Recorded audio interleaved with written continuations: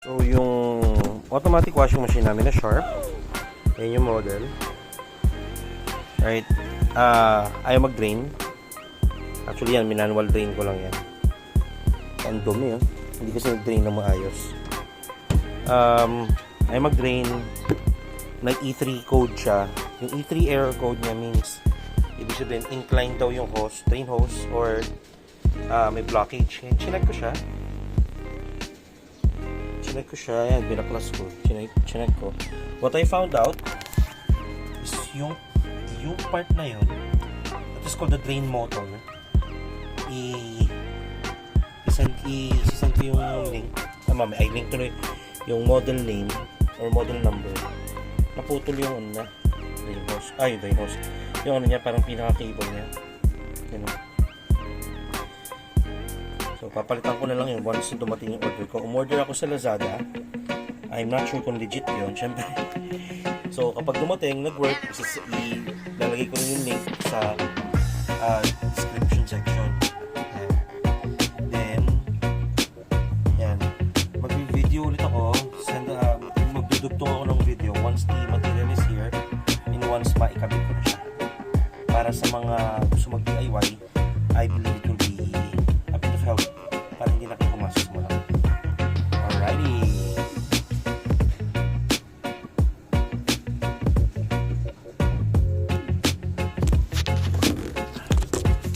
Dumating na yung pyesa, yung drain motor para dun sa washing. And ngayon lang, nakatatlong seller kami. Cancel yung dalawa, so sobrang tagal. Next week pa dati. Ito, parang 2-3 days lang. Yeah. And saan na pa kami? Montalban. Patingin ng drain motor para makita nila. Ayusin natin dahil baka mamaya So, para sa top load na Sharp to, ganito yung model ng drain motor. Yan, NTCZ001FC1. Yan. So, kabit muna natin. Tataob ko lang yun. Para makapaglaban na no? Naiwan pa namin na bahay. Dami pa sa loob. At marami sa loob. Yan. Video natin ulit kapag nakabit na. Tignan natin kung magkakaproblema pa. Hopefully wala na. Ito yung luma. Yan yung putol. Yan ito yung bago. Right, let's go. So yan na, nakabit ko na siya. Diyan siya kakabit. Ayan, tight na siya.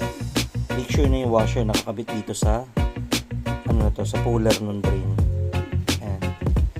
Kasi may tendency dito lang siya mapunta. Kailangan nandun sa puller ng drain. Kung nandito lang siya sa likod, ito lang mahahatak.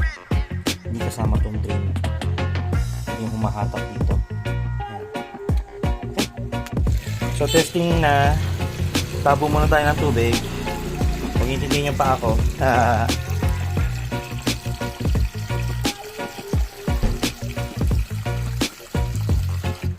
Okay.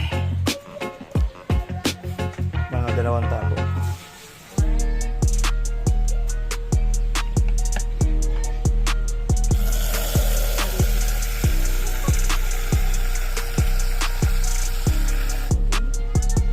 Pa ako parang mamundok na. Umuti na nga yun naman. Umuti na naman. Mamundok Ayan. Testing. Okay. Rinse lang para mag-drain lang. Rinse or Spin pala, sorry. And start. Ayan, nag-drain na. Goods. Ayan, nag-drain na po siya. Pininisip yung mas bago natin. Perfect. All goods na po siya. Tininin. Tin-tin-tinin. Ayan na, parang Ayan, nag-spin na siya. nag-spin na siya nang walang error. Ayan, wala na siyang error tayong makikita dito. Ayan, so all good na siya.